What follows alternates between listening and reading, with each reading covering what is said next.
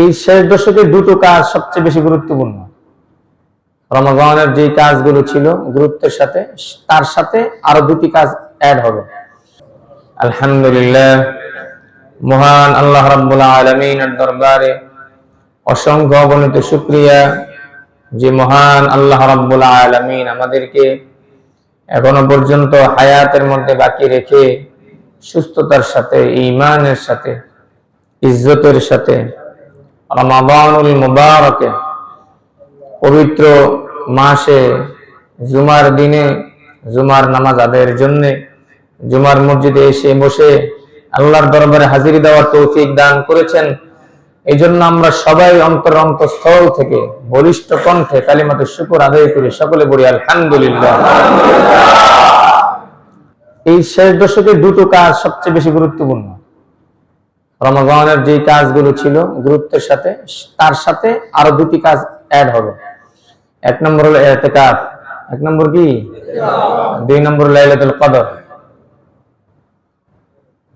সুতরাং আমরা চেষ্টা করব লাইলাতুল কদর এবং ইতিকাফ সম্পর্কে কিছু আলোচনা শোনার জন্য, বলার জন্য, যাতে করে আমাদের আমল করতে সহজ হয় ইনশাআল্লাহ। আল্লাহ রাব্বুল আলামিন কদর সম্পর্কে একটি সূরা নাযিল করলেন, যার নাম দিলেন সূরাতুল কদর।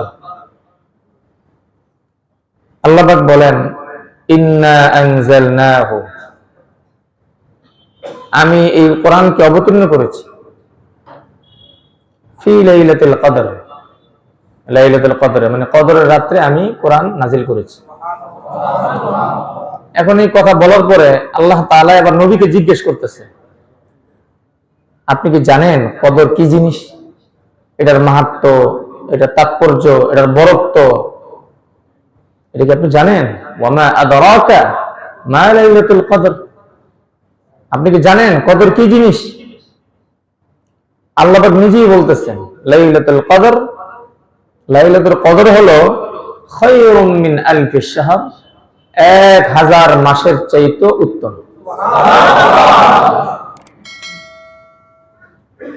1000 মাস বরাবর 83 বছর 4 মাস হয়, ঠিক না?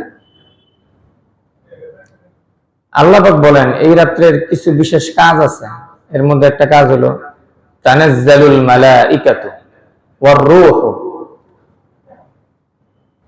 হযরত জিবরিল আলাইহিস সালাতু ওয়াস সালাম এবং তার সাথে আরো ফেরেশতারা এই রাত্রে দুনিয়াতে অবতরণ করে, দুনিয়াতে আসেন। ফিহা বিইذনি রাব্বিহিম, এই যে এই রাত্রিতে যে আগমন করেন দুনিয়াতে, এটা রবের অনুমতি ক্রমে। দেখবেন সরকার যখন বিশেষ কোনো আয়োজন করে, আগে বিশেষ অতিথি বা বিশেষ মেহমানদের জন্য লাল গালিচার কার্পেট, এরপর সেনাবাহিনীর অভ্যর্থনা, আরো কত কি করে না, লাল গোলাপের শুভেচ্ছা জানায়। তো কেমন যেন এই রাত্রিতে যারা ইবাদত করে, আসমানের পবিত্র ফেরেশতারা, অনেক তো অপবিত্র নাই, মানে কথার গুরুত্ব দিতে গিয়ে বললাম, আসমানের একেবারে জলিলুল কদর সবচেয়ে বড় ফেরেশতা, শক্তিশালী ফেরেশতার নেতৃত্বে বিশাল এক ফেরেশতাদের টিম এসে যারা ওই রাত্রিতে ইবাদত করে তাদেরকে সংবর্ধনা জানায়, আর এসে বলে সালাম সালাম। এটা এমন এক রাত্র, যে রাত্রে তুমি ইবাদত করতেছো, তুমি ঘুমাও নাই, না ঘুমিয়ে ইবাদত করতেছো, তুমি জানো এই রাত্রটা কি?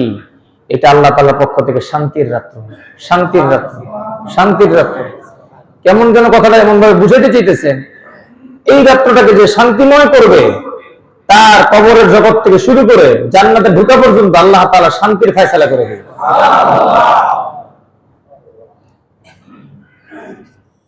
এই রাত্রটা শান্তিময় রাত্র। কতক্ষণ? হিয়া হাত্তা মাতলাইল ফজর, ফজর উদিত হওয়ার আগ পর্যন্ত। যারা সূর্য ডুবার থেকে শুরু করে ফজর উদিত হওয়ার আগ পর্যন্ত, এই 5-6 ঘন্টা বা 7-8 ঘন্টা হবে। এই 7-8 ঘন্টা যারা একটু কষ্ট করে কাজে লাগাবে, আল্লাহ তাআলা তাদের রাত্রটাকে শান্তিময় করে দিবে, আরামদায়ক করে দিবে, পেরেশানি মুক্ত করে দিবে। এটাই সূরা থেকে এই মেসেজটা আমরা পাই। কেন এই সূরা নাযিল করলেন আল্লাহ তাআলা?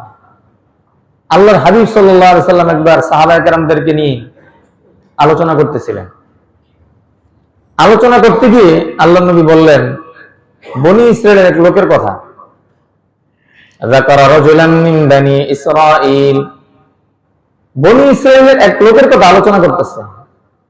দেখবেন উলামায়ে কেরাম বিভিন্ন ওয়াজ মাহফিলে বসে অনেক সময় বিভিন্ন লোকদের আলোচনা করে। যারা ভালো কাজ করে তাদের আলোচনা করে, যারা ইতর বান্দর এদের কাছেও আলোচনা করে না করে না? ভালো লোকদের আলোচনা কেন করে? যাতে করে আমরা ভালো আমলগুলো নিতে পারি। আর দুষ্ট লোকদের আলোচনা কেন করে? যে দুষ্ট লোকেরা যে কাজ করে দুষ্ট হইলো ওই কাজটা যেন আমরা না করি। কথা বলেন ঠিক কিনা?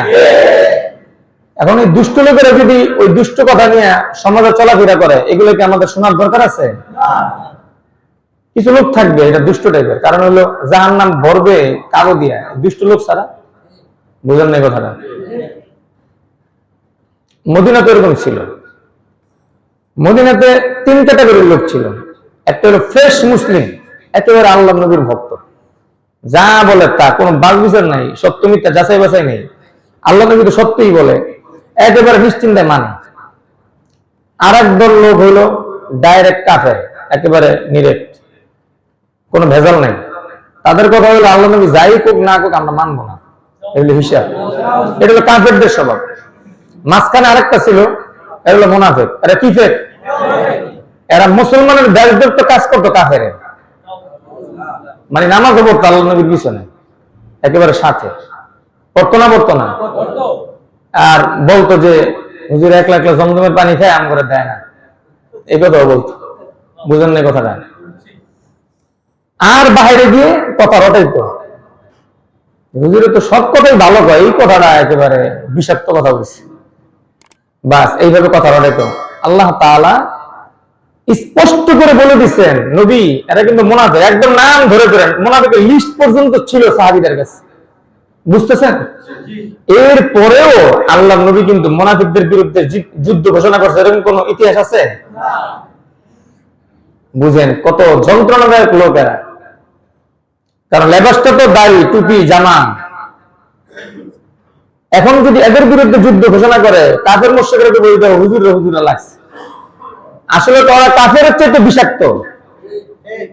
তারা যে এখানে দাঁড়ায় নামাজ পড়তেছে, ওদের পশমের গোড়া দিয়ে বিষ ছড়তেছে, বিষ বের হইতেছে, রক্তের ফোঁটায় ফোঁটায় বিষ মিশ্রিত, ওদের শ্বাস প্রশ্বাসে বিষ বের হয়।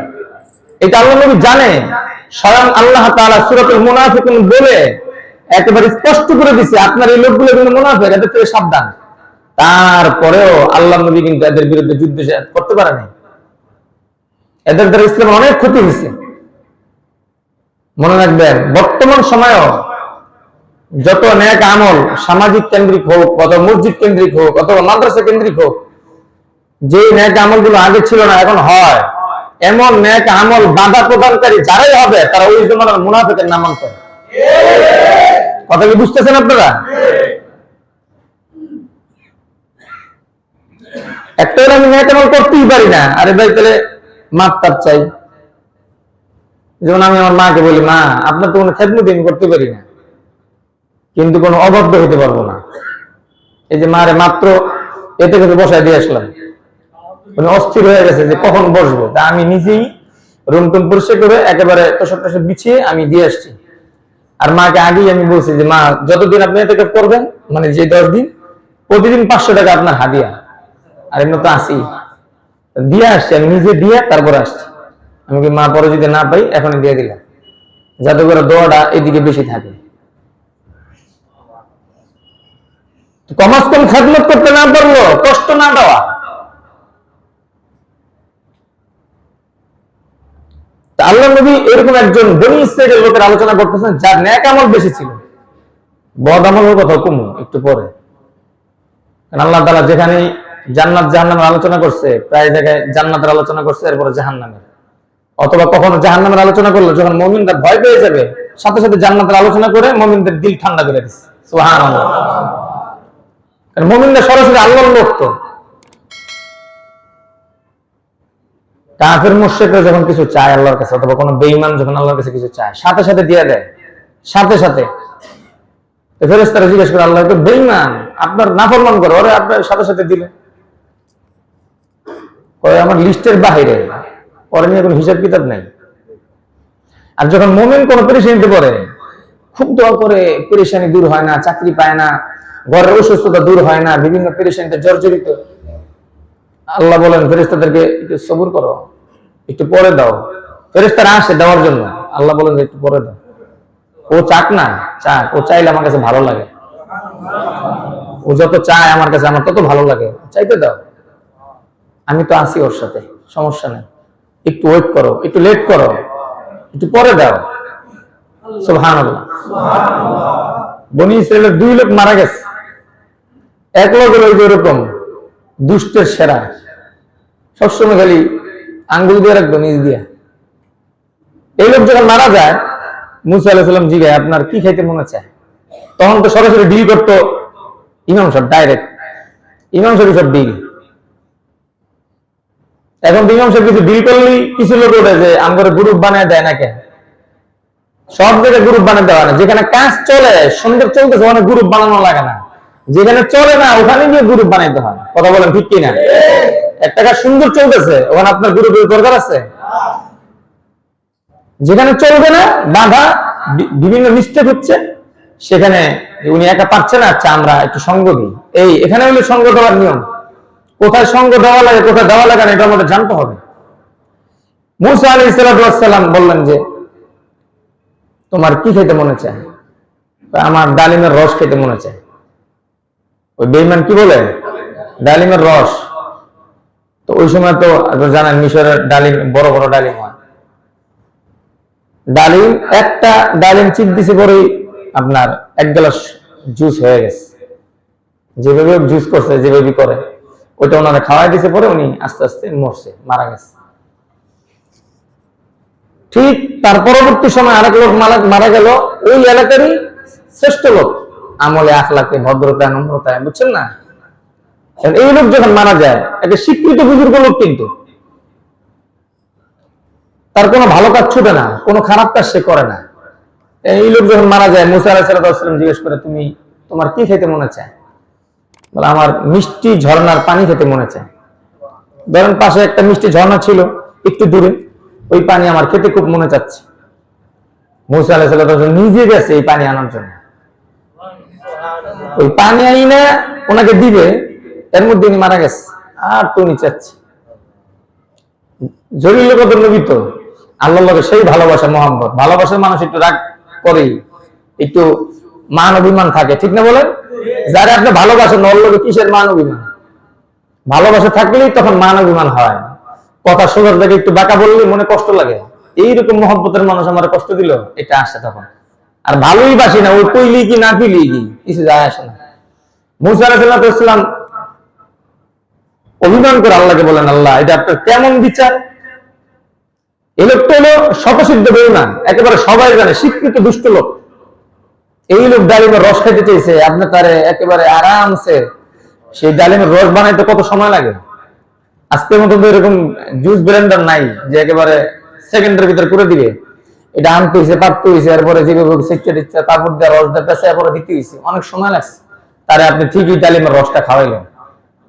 আর যে আল্লাহ আপনার একেবারে নৈকট্যশীল বান্দাদের একজন, সে একটু মিষ্টি পানি খেতে চাইছে, আপনার এটি সহ্য হইল না, আপনি ওরে নিয়ে গেলাম গা।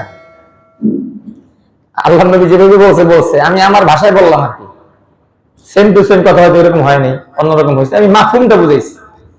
আল্লাহ পাক মুসা আলাইহিস সালামকে বললেন যে মুসা তো বেঈমান, বেঈমানের লগে তোমার হিসাব কিতাব নাই, মরবো আর জাহান্নামে যাইব, খাক না একটু ডালিমের রস, খাওয়া যাক না, এই জন্য খাওয়াই দিলাম, যা, আমি তো রব, আমি তোরা বানাইছি, একবারে যদি কিছু না খাওয়াই তাহলে আমার রবের যে শ্রেষ্ঠত্ব, আমার রহমতের যে দাবি, ওর তো কিছুই পুরো হয় না। কিছু খাওয়াই দিলাম, ডালিম খাওয়াই দিলাম, এবার কি আগুন খা। আর যে নৈকট্যশীল বান্দা সারা জীবন আরামকে হারাম করে দিয়া, আরামের ঘুমকে নষ্ট করে দিয়ে এবাদত বন্দেগী করে আমার নৈকট্য অর্জন করেছে, ও তো মরা দেরি হবে, জান্নাতের ফল খাইতে তো দেরি হবে না। আর দুনিয়ার মিষ্টি পানির ঝর্ণা কি খাওয়াবো, আর জান্নাতের ঝর্ণার পানি খাওয়াবো, এই জন্য আর আমি খাওয়াইনি, আর মর্তবা বাড়ায় দিয়ে আর আমার কাছে নিয়ে আসছে। মৃত্যুর সময় যদি কখনো কোনো মানুষ, কোনো মুমিন, বেঈমান না বান, কোনো মুমিন যদি কষ্ট পেয়ে দেখবেন কপাল ঘেমে যায়, হাদিসের মধ্যে আসছে তার এই মৃত্যু হলো জান্নাতের মৃত্যু। মরার সময় কপাল ঘামে কার? আরামে কপাল ঘামে না কষ্ট পেলে? যার নাক ঘামে কপাল ঘামে এটা হলো জান্নাতের মৃত্যু। আল্লাহ তাআলা এই কষ্টটা দিয়া, মনে করেন দুনিয়াতে তার চলমান অবস্থা যত গুনাহ টুনা করছে, কষ্টটাকে লম্বা করে দিয়ে সমস্ত গুনাহগুলোকে এটার মধ্যে ঢেলে জ্বালায় পুরা ছারখার করে দিয়ে ওরা ফ্রেশ বানায় জান্নাতের মেহমান হিসেবে নিয়ে যায়। তো বনি ইসরায়েলের এক লোক 1000 বছর হায়াত পেয়েছে, দিনের বেলা যুদ্ধ করছে, রাত্রে বেলা নামাজ পড়ছে। এরকম ঘটনা আল্লাহ নবী বলতেছে মুসল্লিদের সাথে। এখন মুসল্লিরা তো ছিল আখিরাতের যাত্রী, আখিরাতের নেশায় পেশায় তারা ছিল একদম মরিয়া। সাহাবায়ে কেরামের সবার মুখের মধ্যে চিন্তার ভাঁজ, ইয়া রাসূলুল্লাহ, শ্রেষ্ঠ নবীর উম্মত হইলাম, শ্রেষ্ঠ উম্মত হইলাম, 1000 হায়াত তার পাম না, 1000 বছর, মাত্র 50 থেকে 60 বছর হায়াত, অথবা 60 থেকে 70 বছর। আমরা যদি সকাল সন্ধ্যা রাত সব একাকার করে উঠে তাও তো 1000 বছরের ধারে কাছে আমরা নাই, তাহলে শ্রেষ্ঠত্ব পায় লাভ হইল কি? এইরকম তাদের মনের যে আবেগ, মনের যে দুঃখ বেদনা, এটা যখন আল্লাহ নবীর সামনে ঢাললেন, আল্লাহ তাআলা রহমতের দরিয়ায় জোশ এসে গেল। আল্লাহ তাআলা সাথে সাথে সাহাবায়ে কেরামদের মন শান্ত করার জন্য জিবরিলকে বললেন, জিবরিল তাড়াতাড়ি যাও, লাইলাতুল কদরের সূরা নবীর কাছে পেশ করো। পেশ করে দিলেন, বললেন যে চিন্তার কোনো কারণ নেই, 1000 বছর লাগবে না, পুঁজি কম ব্যবসা বেশি, পুঁজি কম ব্যবসা বেশি, শ্রম কম বেতন বেশি, দিয়ে দিলাম তোমাদেরকে। প্রত্যেক বছরে তোমাদের রমজান মাসে আমি একটা রাত দিব, যে রাতের নাম লাইলাতুল কদর। এই যদি এই রাত্রটাকে আমল করে কোন রকম কাটাতে পারে, আমি আল্লাহ রাব্বুল আলামিন 1000 মাস দিনের বেলা যুদ্ধ করলে, রাতের বেলা ইবাদত করলে যেই পরিমাণ সওয়াব পাইতো, ওই পরিমাণ সওয়াব আমি তার বান্দার অ্যাকাউন্টে পৌঁছায় দেব। এখন কি আপনারা এই ওয়াজ শুনে নারাজ না খুশি? কম না বেশি? কিন্তু আমল তো করতে হবে, আমল করবো না ইনশাআল্লাহ। আল্লাহ তাআলা আমলের ব্যবস্থা করে দিলেন। এখন অনেকের মাথায় প্রশ্ন আসতে পারে, এক রাতে ইবাদত করবো, 1000 বছরের সওয়াব, এটা 1000 মাসের সওয়াব কেমনে কি মিলে না তো? কারণ মানে সহজভাবে ক্যালকুলেট করলে তো হয় না। অন্যান্য হাদিস দ্বারা এর চেয়ে বেশি সওয়াবের কথা অন্যান্য জায়গায় পাওয়া যায়, অন্যান্য আমলে। যেমন আমরা জুমার আমলের কথা শুনি, মান গাসসালা ইয়াওমাল জুমআতি ওয়া গাতাসালা, যে ব্যক্তি জুমার দিনে গোসল করে, গাসসালা মানে হলো স্বাভাবিক গোসল, মাথা টাথা ধুইল, শুধু মাথা ধোয়াকেও কিন্তু গোসল বলে। আর ওয়া গাতাসালা মানে হলো গোসল ফরজ হয়ে গেছে, এখন গোসল করতে হবে না, দুইটা মিলে হলো একরকম ভালো গোসল। অর্থাৎ জুমার দিনের মাহাত্ম্যকে কেন্দ্র করে সে উত্তম রূপে গোসল করলো।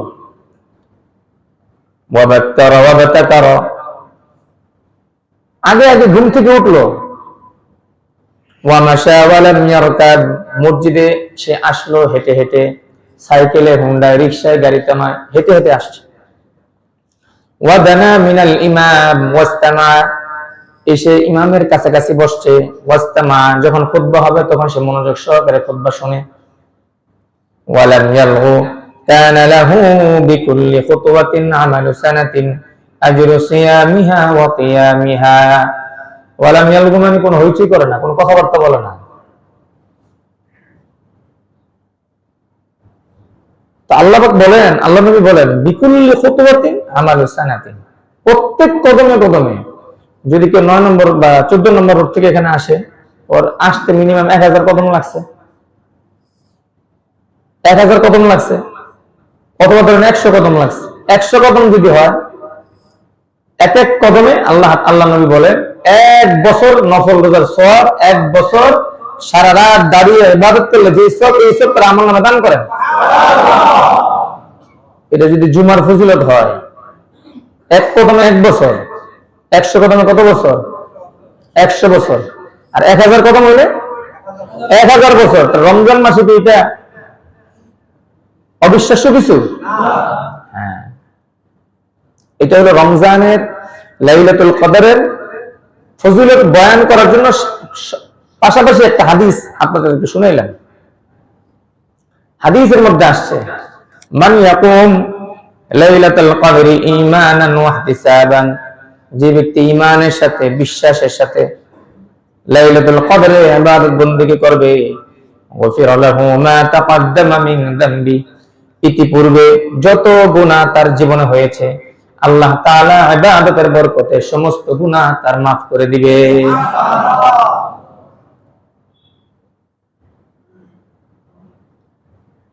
এখন লাইলাতুল কদর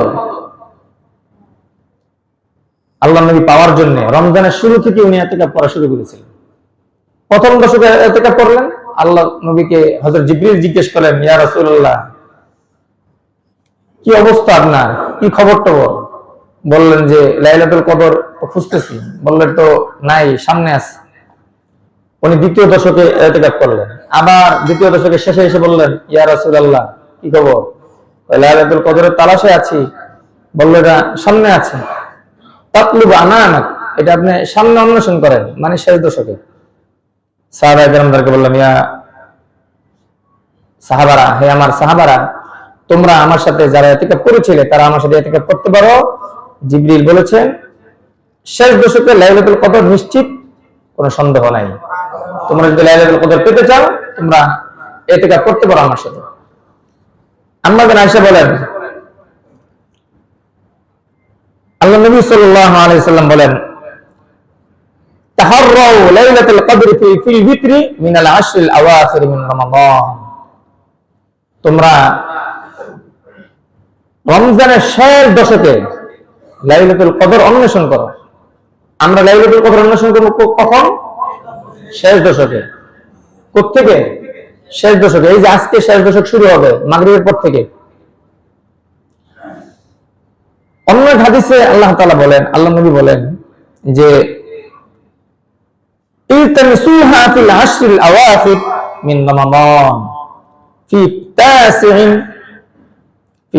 ফি তাসিআতিন তাবকা ওয়া ফি সাবিআতিন তাবকা ওয়া ফি খামিসাতিন তাবকা, যে তোমরা শেষ দশকের বেজর রাত্রগুলোতে তোমরা লাইলাতুল কদর অন্বেষণ করো।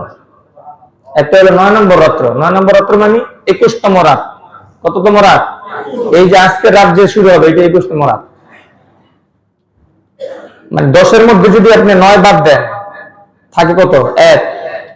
এই 1 হলো 21, মানে 21তম রাত।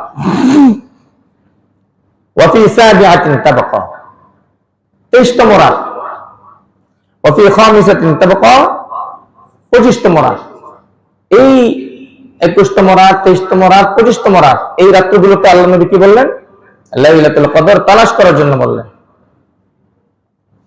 হযরত আব্দুল্লাহ ইবনে উনাইস রাদিয়াল্লাহু তাআলা আনহু বলেন, উরিতু লাইলাতুল কদর সুম্মা উনসিতুহা ওয়া আরানি সুবহাহা আসজুদু ফি মাইন ওয়া তিন, যে আল্লাহ নবী সাল্লাল্লাহু আলাইহি ওয়াসাল্লাম বলেন যে আমি লাইলাতুল কদর স্বপ্নে দেখেছি। কবে যে লাইলাতুল কদর হবে এটা আমি দেখেছি।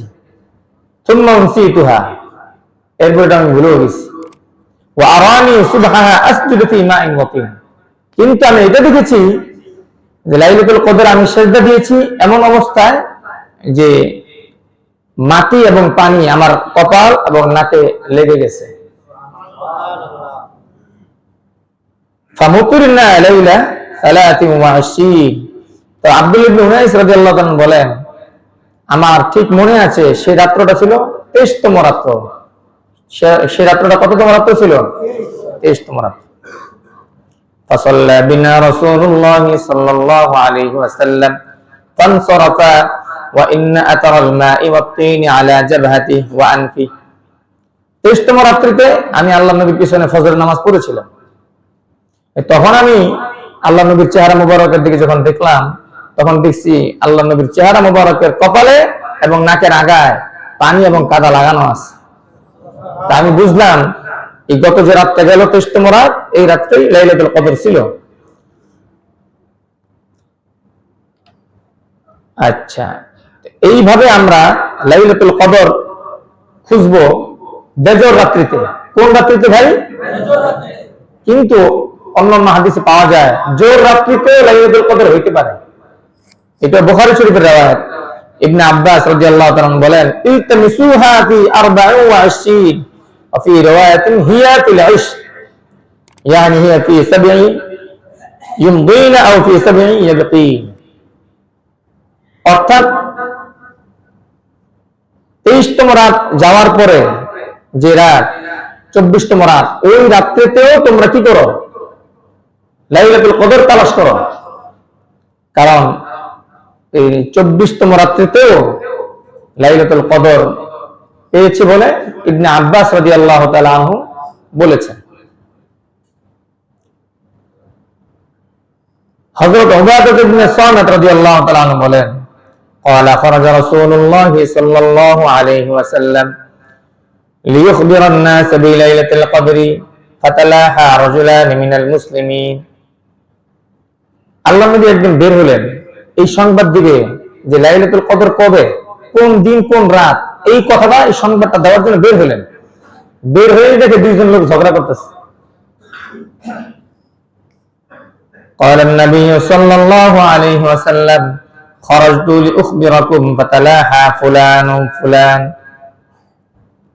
আমি বের হলাম তোমাদেরকে সংবাদ দিব, কিন্তু ওই ব্যক্তি ঝগড়া করা শুরু করে দিল। ওয়া ইন্নাহা রুফিআত, আর লাইলাতুল কদরের যে জ্ঞান আমার কাছে ছিল ওইটা আল্লাহ তাআলা উঠায় নিলেন।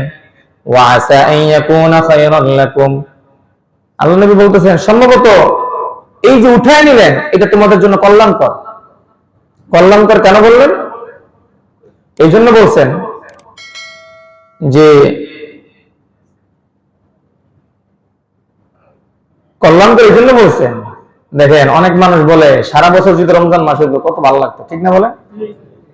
কিন্তু আল্লাহ তো জানে আমাদের ব্যাটারি চার্জ যে কতদূর থাকে। রমজানের প্রথম 3-4 দিন পুরান মুসল্লি পর্যন্ত আপনার জায়গা পায় না সামনে, নতুন মুসল্লির ভিড়ে। মানে পুরান পাগলের ভাত নাই, নতুন পাগলের ভিড়ে। আপনি দেখেন রাস্তায় পর্যন্ত তারাই নামাজ পড়ছে। ওই ফ্যানটা বন্ধ করে দেন, ওই মুসল্লিরা কষ্ট পেতেছে ঠান্ডায়। পিছনে সুইচ আছে, নাম্বার দেখে বন্ধ করে দেন। সবাইকে পিছনে তাকাইতে বলছি নাকি? এই যে সবাই তাকায় আছে পিছনে, যাকে বলতেছে ওনার খবরও নেই। আল্লাহ নবী রমাদানের যে ফাজাইল মাসাইল বর্ণনা করলেন, কি পরিমাণ বারাকা। তো এই বারাকা খালি প্রথম 2 দিন রমজানে থাকে, বাকি রমজানে নাই। তাহলে প্রথম 2 দিন রমজানে আপনি দেখেন একেবারে 7 পর্যন্ত লোক গেছে, রাস্তায় নামাজ পড়ছে। মুসল্লিদের অভিযোগ যে হুজুর মসজিদ যেহেতু ছোট, রাস্তাটা ডইলে একটু সমান করে দেন না, আমরা একটু সেজদা দিয়ে আল্লাহর নৈকট্য অর্জন করি। হাঁটু ফেলতে কষ্ট হয়, সেজদা দিতে কষ্ট হয়। এটা ভালো ভালো কথা বলেছে, কিন্তু এর পরে গেছে কোথায়? এই লোকগুলো কি এর পরে নাই? রমজান মাস দ্বিতীয় তৃতীয় জুমা এটা, তারপরও লোকদের আনাগোনা রাস্তা ঘাটে ভরপুর আছে, কমে নাই। রমজান মাস জানার পরেও আমার তো সমস্যা নেই, আমি রাস্তাটা চললে ডাইনে বামে সব দেখি কার কি অবস্থা। যাইতেছি রিক্সার ভিতরে দিনের বেলায় সকালবেলায় বিড়ি টানতেছে। রিক্সা থানায় তাকে বললাম, সে বললো হুজুর দিনের বেলা যে বিড়ি খাওয়া যায় না এটা তো জানতাম না। একদিন রোজা রাখছে, বিড়ি খেলে তো পেট ভরা না, এটা এমনি খাই। রিক্সাওয়ালারা এই কথা কে বুঝাবে? আসে জুমার শেষে বয়ানে শোনার টাইম নেই, শুধু নামাজটা মুরগির মতন কইরা আস্তে দৌড়। সেই মাসালা মাসালা জানবে কোত্থেকে, শিখবে কোত্থেকে? তারপরে লেবার গুলো যেগুলো আছে তারা তো বেশিরভাগই লেখাপড়া জানে না, একেবারে অজমানা গা থেকে আসছে, পরিশ্রম করে পয়সা কামায়, আর তো দিন ইসলামও জানে না। দল বেঁধে জামাতের সাথে বিড়ি খায় রমজান মাসে দিনের বেলায়। বলেন এত ফজিলতপূর্ণ মাস, যেই মাসের পবিত্রতা মুসলিমদের রক্ষা করতে পারতেছে না, একজন দুজন না তো, এরকম হাজার হাজার আছে। লাইলাতুল কদরের ভিতরে যদি মানুষ জানতো আজকের রাতটাই লাইলাতুল কদর, এরপরেও যদি গুনাহে লিপ্ত হইতো, বলেন তো আল্লাহর আসমানের আযাব আসতে দেরি করতো? এই জন্য আল্লাহ এটা ভুলাই দিয়েছেন। যে আমার বান্দা বান্দি, আমি তো জানি এগুলো তো ধ্বংস হয়ে যাবে, কারণ আল্লাহর তো কিছু নিজাম আছে, নিজামের বাইরে আল্লাহ নিজেও জান না। আল্লাহ নিজামের ভিতরে থাকে, কারণ নিয়ম শৃঙ্খলার ভিতরে চলা এটা হলো সবচেয়ে ভদ্রতা। আল্লাহর চেয়ে ভদ্র পৃথিবীতে কেউ নেই, সুবহানাল্লাহ। আল্লাহর চেয়ে শান্ত পৃথিবীতে কেউ নেই। উনি শান্ত, উনি ভদ্রতায় আমাদেরকে ভদ্রতা শিখান, শান্তিময় আচরণ শিখান, কিন্তু আমরা ওটা শিখতে চাই না, রাজি নাই। দুই একজন মানুষ আর কি, বাকি সবাই তো আমরা শৃঙ্খলার সাথেই চলি। দুষ্টামি কি সবাই করে না দুই একজন করে? ঘরের সন্তান নাকি সবাই দুষ্ট হয় না দুই একজন? মুসল্লিদের ভিতরে দুষ্ট কি সবাই হয় না দুই একজন? দুই একজন দুষ্টমি করে, বুঝে না, তারা না বুঝে করে। তারা এটাও বুঝে না কার সাথে কথা জোরে বলতে হবে, কার সাথে আস্তে বলতে হবে। তারা বলে কি জানেন? বলে আপনি কথা আস্তে বলবেন, মানে ইমাম সাহেব কি বলে, মানে আমাকে না, মানে ইমাম সাহেব কি বলে, আপনি কথা আস্তে বলবেন, জোরে বলবে কারা? আমরা জোরে বলবো। সূরা হুজুরাত খোলেন, 2 নম্বর আয়াত দেখেন, আল্লাহ তাআলা বলেন যারা নবীদের সামনে জোরে কথা বলবে, আল্লাহ তাআলা তাদের পিছনের সমস্ত আমল ছায়ের মতো ধ্বংস করে দিবে। তাফসীরে রুহুল মাআনি খোলেন, নবীদের পরবর্তী সময়ে উলামায়ে কেরাম হলো নবীদের ওয়ারিস। বিনা কারণে যদি কেউ উলামাদের সামনেও জোরে কথা বলে বেয়াদবিমূলক, আল্লাহ তাআলা তাদের আমল ধ্বংস করে দিবে। তো আমার জোরে কথা বলে যদি আমার লাভ না হয়, বলার দরকারটা কি? কি ভাই, কথাটা বলে কি অন্যায় হয়েছে? হইতে পারে সেই আলেম আপনার সন্তান, ওখানে আপনি আলেম হিসেবেই তাকে দেখতে হবে, কখনো সন্তান হিসেবে, কখনো আলেম হিসেবে। যখন দেখবেন আলেম, তখন তাকে আলেম হিসেবে কথা বলতে হবে। হযরত আব্বাস রাদিয়াল্লাহু তাআলা আমাকে জিজ্ঞেস করছিলেন, আপনি বড় না আপনার ভাতিজা মুহাম্মদ বড়? এখন বলেন তো কি উত্তর হতে পারে? চাচা তো বড়ই হয়। চাচা উত্তর দিচ্ছেন, তখন তো উনি সাহাবী বললেন যে আমি তো বয়সে বড়, আমি বয়সে বড়, আর আমার ভাতিজা মুহাম্মদ নবুয়তের দরজায় অনেক বড়। সুবহানাল্লাহ। অত্যন্ত শ্রদ্ধার সাথে কথা বলছে। আপনার ছেলে হইলেই যে আপনি তুচ্ছ তাচ্ছিল্য করবেন এরকম তো না, এই পারমিশন আল্লাহ আপনাকে দেয় নাই। আপনি যদি আলেম না হন, আপনার বিচার হবে সারা দুনিয়ার কিয়ামতের ময়দানে সবার সামনে। আর আপনার ছেলে যদি আলেম হয়, আপনার ছেলের যদি বিচার আল্লাহ করেন, ওরা করবেন পর্দার ভিতরে। সুবহানাল্লাহ বলবেন না? তাহলে সরাসরি আলেমদের মর্যাদা দিলেন কে? মসজিদের ভিতরে আওয়াজ তো ইমাম সাহেব করবে, সূরা কেরাত পড়ে কে? ইমাম সাহেব পড়ে না? বয়ান করে কে? ইমাম সাহেব পড়ে না? বিভিন্ন দ্বীনি তালিম শিখান কে? ইমাম সাহেবের আওয়াজ যদি বড় হবে, এটি তো স্বাভাবিক। এটা সমাজ তাকে দায়িত্ব দিছে যে আপনি দ্বীনের কথা বলবেন, আমরা শিখবো, আমল করবো, আমাদের কোনো ভুল ত্রুটি বলে দিবেন। আর ইমাম সাহেবকে যদি কিছু বলতে হয়, খুবই আদবের সাথে বলতে হবে। যদি মানেন জান্নাতের পথে কিছু আগাইলেন, আর যদি না মানেন জাহান্নামের গর্তে পড়বেন, কোনো সন্দেহ নেই। কথা কি বুঝতে পারছেন ভাই? আল্লাহ নবী দেখলেন যে বাইরে হয়ে দুইজন ঝগড়া করতেছে। আল্লাহ নবীর জেহেন থেকে সাথে সাথে ওই লাইলাতুল কদরের যে এলেম ছিল চলে গেছে। এবার আপনাদেরকে বলি, যেই এলাকায় যেই স্থানে ঝগড়া হয়, আল্লাহ তাআলা ওই স্থানের নিচ থেকে সমস্ত বারাকা উঠায়। নাউযুবিল্লাহ বলেন।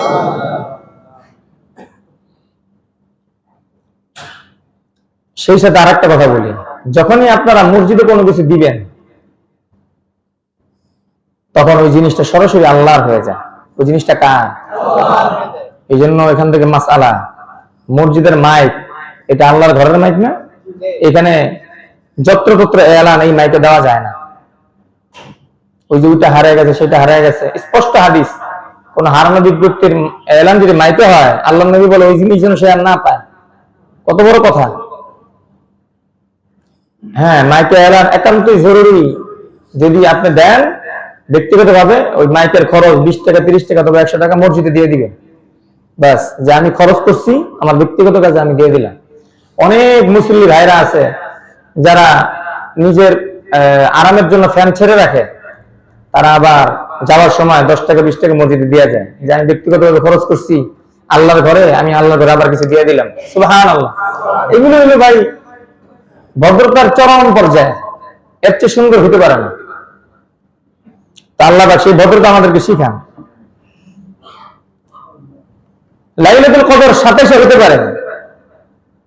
উবাই ইবনে কাব বলেন, ওয়াল্লাহ ইন্নী লাআলামুহা ওয়া আকতারু ইলমি হিয়া আল-লাইলাতুল লাতী আমারানা রাসূলুল্লাহ সাল্লাল্লাহু আলাইহি ওয়াসাল্লাম বিকিয়ামিহা হিয়া লাইলাতুস 27। আল্লাহ রাসূল সাল্লাল্লাহু আলাইহি ওয়াসাল্লাম উবাই ইবনে কাবকে একবার আদেশ করলেন যে আসো, রাতে ইবাদত করো, বندگی করো, কারণ এটা লাইলাতুল কদর হতে পারে। তখন উবাই ইবনে কাব বলেন, লাইলাতুল কদর সম্পর্কে আল্লাহর কসম আমি খুব ভালো জানি এবং খুব বেশি জানি। এই জন্য জানি যে এই রাত্রে আল্লাহ নবী নিজে আমাকে বলছে ইবাদত বندگی করার জন্য। সুবহানাল্লাহ। লাইলাতুল কদর 27 হতে পারে, সম্ভাবনা বেশি। এই মর্মে আরো হাদিস আছে, তাযাকারনা লাইলাতুল কদরি ইনদা রাসূলিল্লাহ সাল্লাল্লাহু আলাইহি ওয়াসাল্লাম। আমরা একবার আল্লাহর নবীর সামনে লাইলাতুল কদর সম্পর্কে আলোচনা করতেছিলাম। আল্লাহ নবী বললেন, আইয়ুকুম ইয়াযকুরু হিনা তালাআল কমর ওয়া হুয়া মিথলু শিক্কুল জাফনা। আল্লাহ নবী বলেন, তোমরা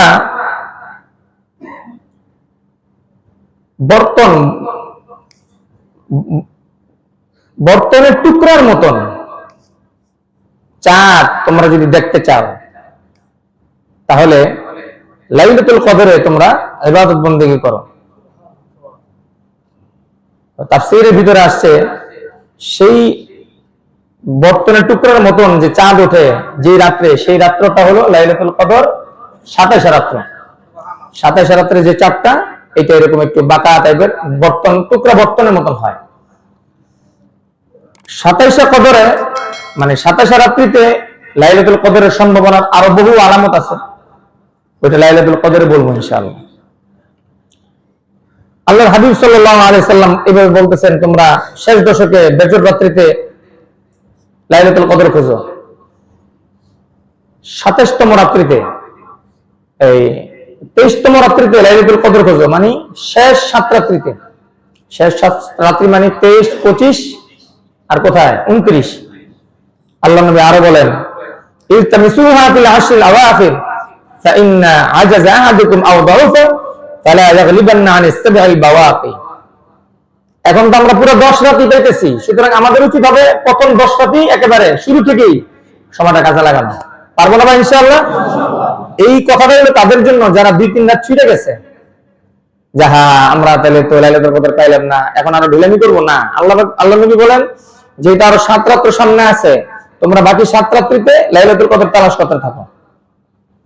লাইলাতুল কদর, লাইলাতুল বালজা, আল্লাহ নবী বলেন লাইলাতুল কদরটা হলো নাতিশীতোষ্ণ রাত্র, লা হাররা ওয়ালা বারিদা, না গরম না ঠান্ডা, ওয়ালা ইরমা ফিহা বিনাজমি ওয়া মিন আলামাতি ইয়াওমিহা তাতলু আশ-শামসু লা শুআআ লাহা। আল্লাহ নবী বলেন রাত্রটা হবে খুবই আরামদায়ক, একেবারে শান্ত একটা রাত্র। আর দিনের বেলা আলামত হলো, অন্যান্য সময় সূর্য যে উঠে পিঠের মধ্যে কড়া তাপ দেয়, কিন্তু যেই রাত্রে লাইলাতুল কদর হবে তার পরের দিনে সূর্যটা হবে আরামদায়ক, কষ্টদায়ক না। সুবহানাল্লাহ।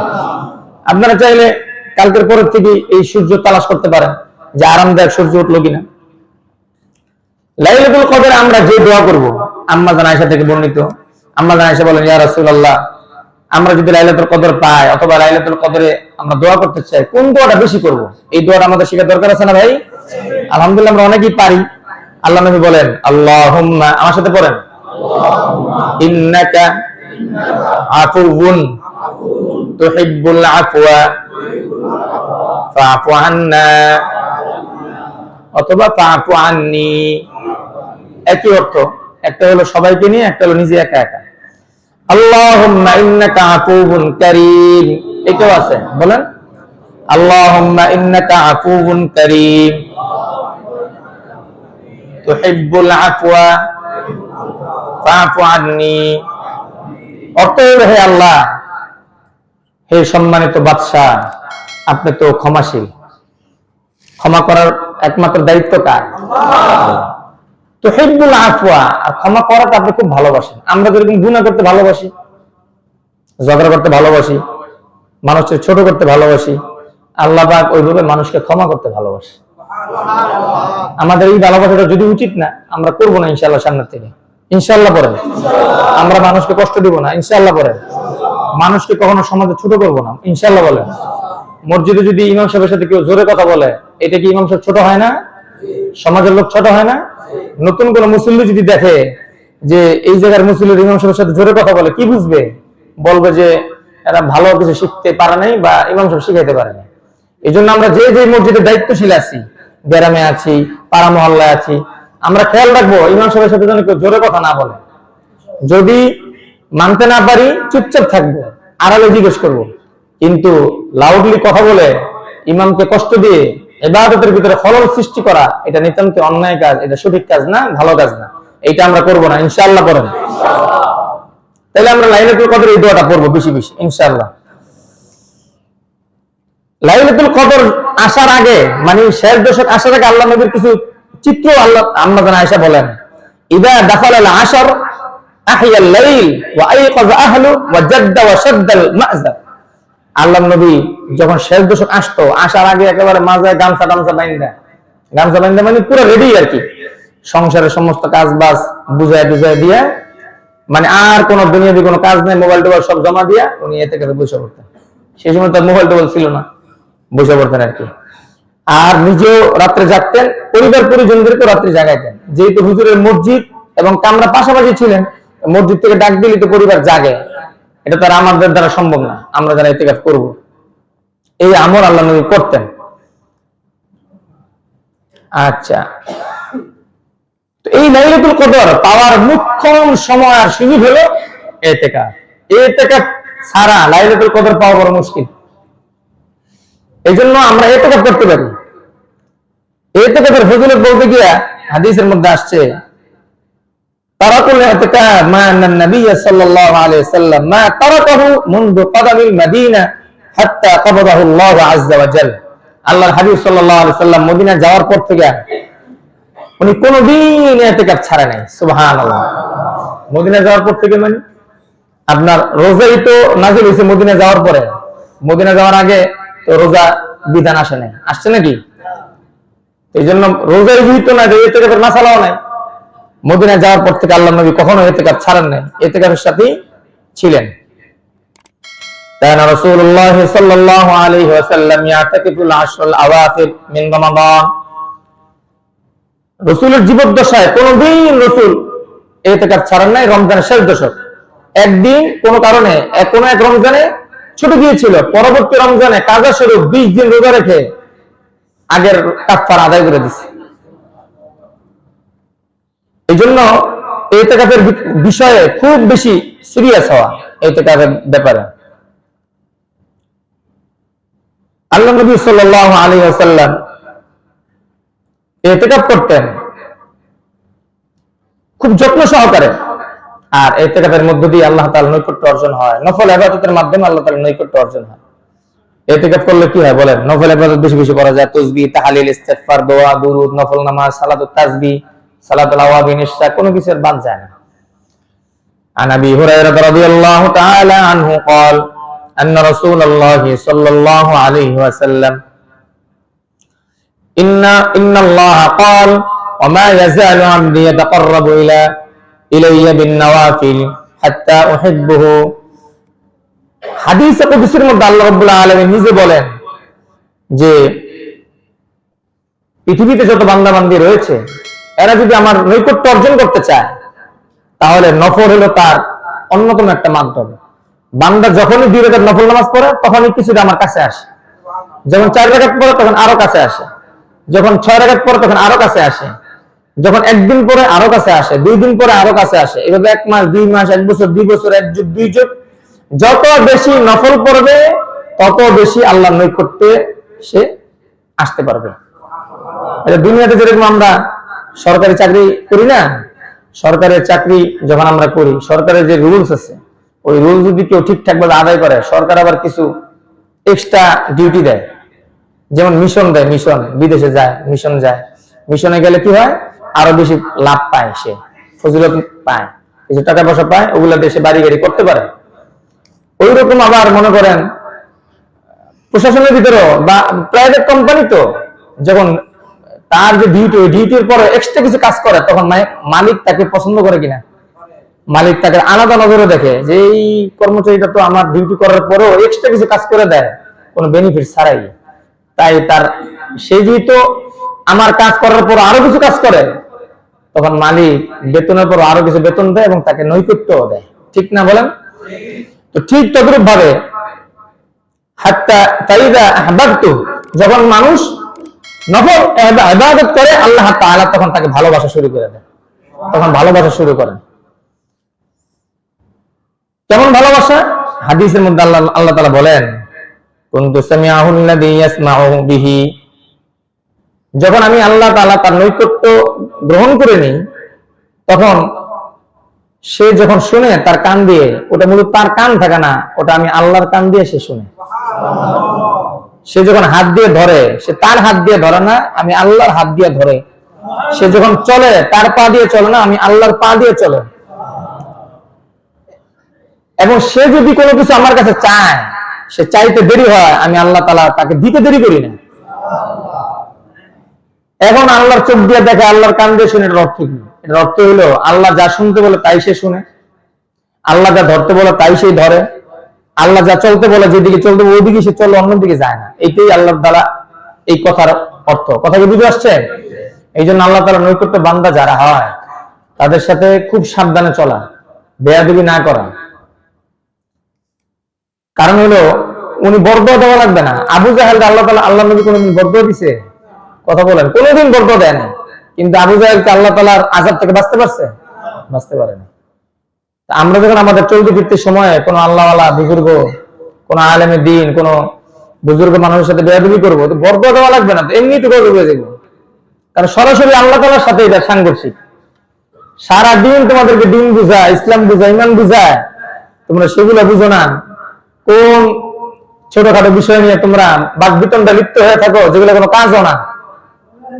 মনে করেন এমন কাজ যে ইমাম সাহেব হালালকে হারাম করে দিছে, হালালকে কি করছে? তাইলে এটা অন্যায়, তাইলে এটা কি?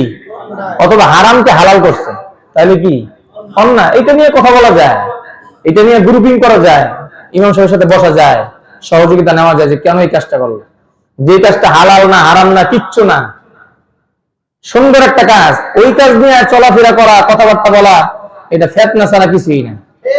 এটা কেমন যেন এই সুন্দর কাজগুলো সমাজে হোক, এটা জ্বালা পোড়া হচ্ছে যে আমাদের মাতবাড়ি নাই, মাতবাড়ি সব নবীরা করে, হুজুররা করে, এটা আমাদের পছন্দ না, যেটা মক্কার কাফেররা করত। মক্কার কাফেররা দেখছে সব কথা সাধারণ মানুষ নবীর শুনতেছে, আমাকে তো লিডারগিরি শেষ। আসলে নবী কি লিডারগিরি করতে আসছে? ভালো কাজে লিড দিতে গেলে তো অটোমেটিক এমনি তো লিডার হয়ে যায়, লিডার নিজের তৈরি করা লাগে না। তো যারা নবীর সাথে বিদ্বেষ পোষণ করছে, তাদেরকে দুনিয়ার সমাজ এখনো পর্যন্ত ভালো নজরে দেখে না, দেখবেও না। আর যারা নবীকে সঙ্গ দিছে দিনের যে কোনো কাজে, বলছে তবুকের যুদ্ধে সাহাবারা তোমার কার কি আছে দাও, সবাই দিছে, কেউ হিসেব চায় না। কথা বুঝতে হবে, এখানে যুদ্ধে আসছে, মালামাল খরচ করছে, কার হিসেব দিবে? নবীর কাছে হিসেবটা চাবে কে? এত বড় সাহস টাকা? কথা বলেন ঠিক কিনা? হিসাব চাবার তো লোক থাকবে আপনার অধীনে, সে আপনার কাছে হিসাব দিবে।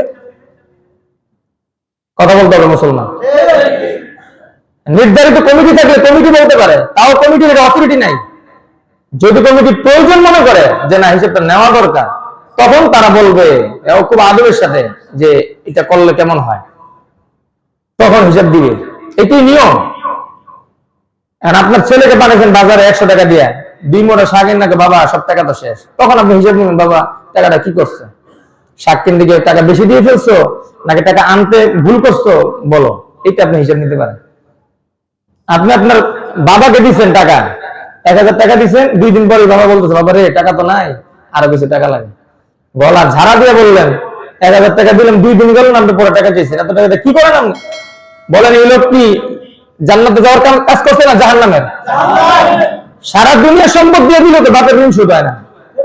আপনি 1000 টাকা দিয়ে কোন টাকাটা কি করলেন বলেন? এরকম সন্তান আছে না আমাদের?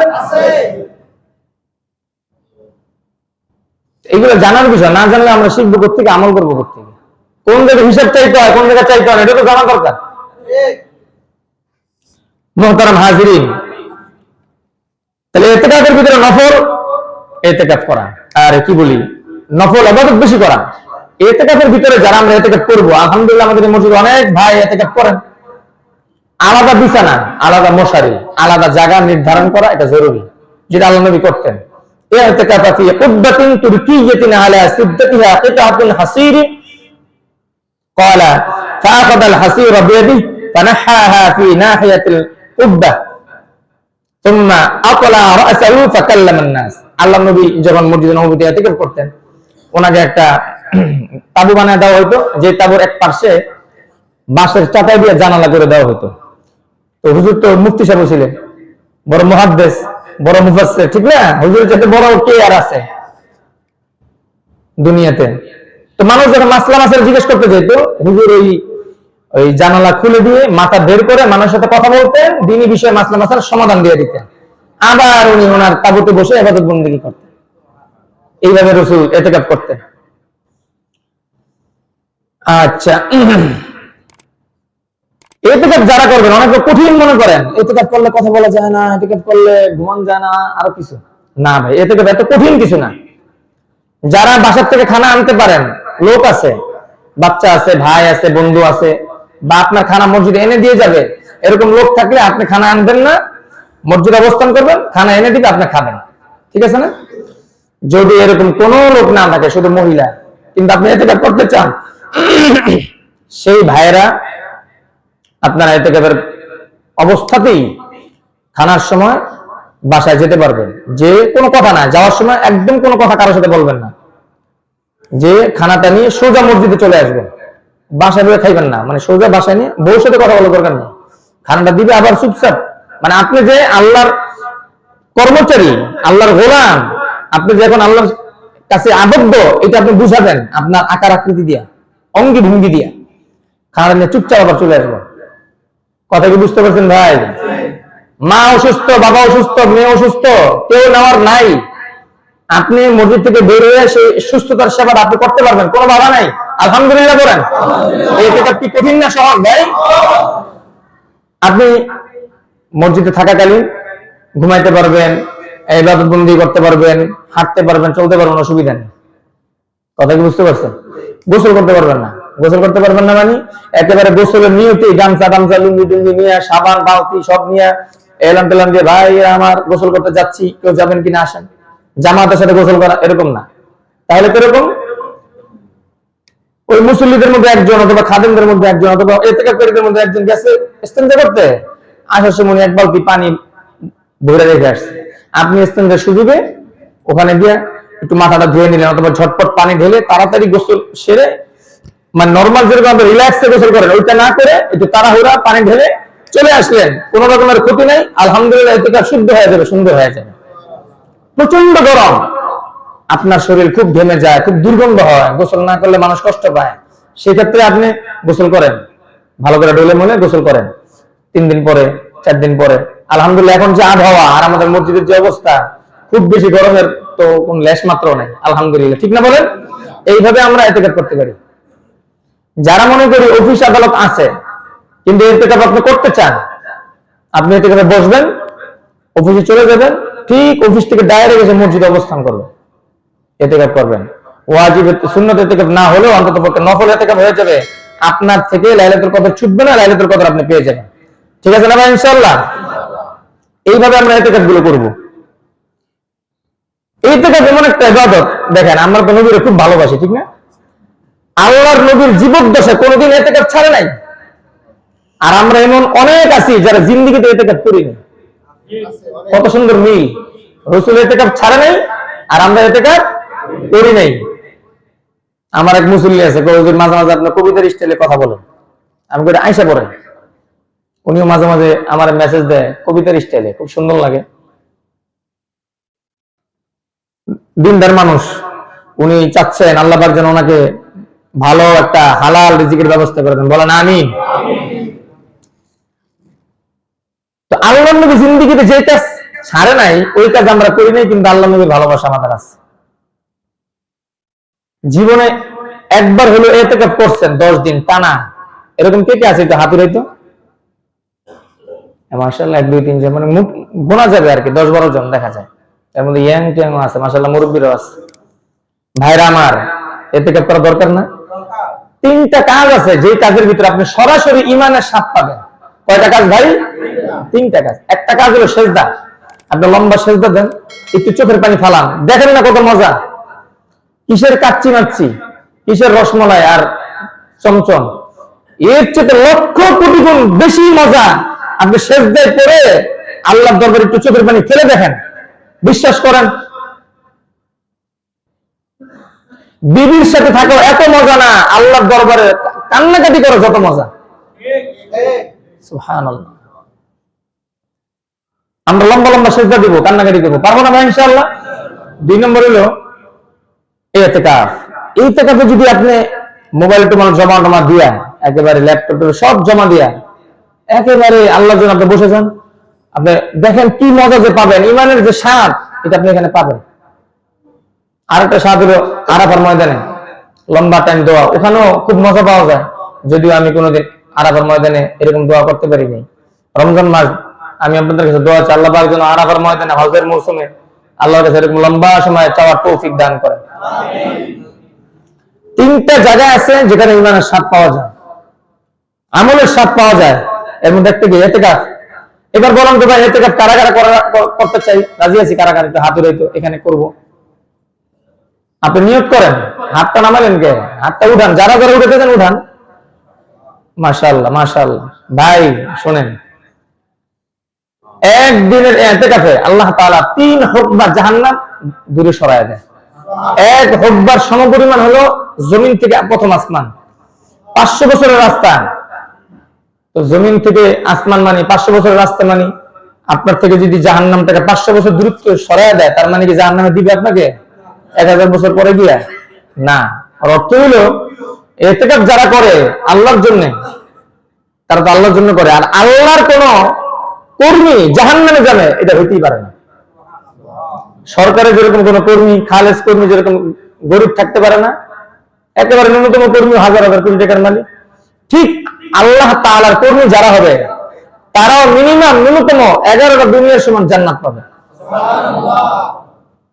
ভাইরা আমার, দুনিয়াতে পয়সা যার থাকবে, ডলার যার থাকবে তার খুব দাম। আখিরাতের ডলার কি জানেন? আখিরাতের ডলার হলো ইবাদত। আখিরাতের ডলার কি? বাংলাদেশের টাকা সৌদিতে চলে, সৌদির টাকা আমেরিকা চলে, এক দেশের টাকা আরেক দেশে চলে না।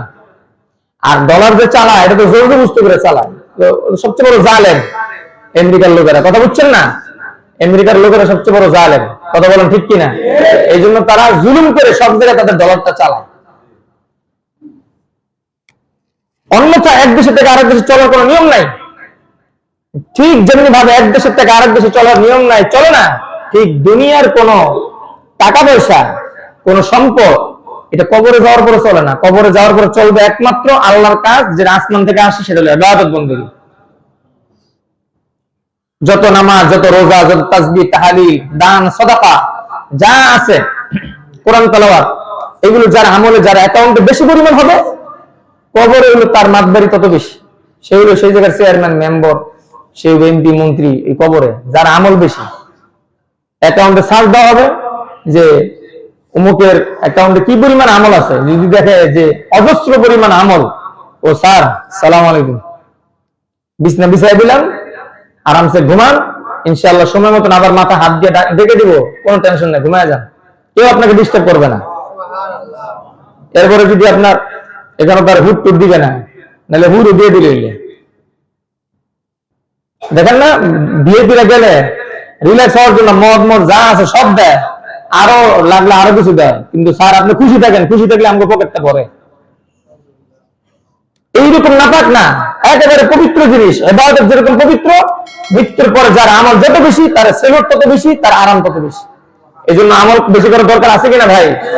এই রমজান মাস সামনে আর পাবো কিনা জানা নাই, হইতে পারে আপনাদের ইমাম সাহেব বিদায় নিয়ে চলে যেতে পারে, হইতে পারে আমাদের সামনে যে মুসল্লি ভাইরা আছে আগামী রমজান নাও পেতে পারি, চলে যেতে পারে, তখন আফসোস ছাড়া কিছু নাই। কিন্তু এই যে একেবারে নাকের ডগায় লাইলাতুল কদর সামনে, আমাদের মাত্র 10টা দিন 10টা রাত আমরা ইবাদত করে লাইলাতুল কদর অর্জন করব, পারবো না ভাই ইনশাআল্লাহ? আল্লাহ তাআলা আমাদের সবাইকে লাইলাতুল কদর অন্বেষণ করে ইতিকাফ করে আল্লাহ তাআলা নৈকট্য অর্জন করার তৌফিক দান করেন। সকলে বলি আমিন। ওয়া আখিরু দাওয়ানা আলহামদুলিল্লাহ।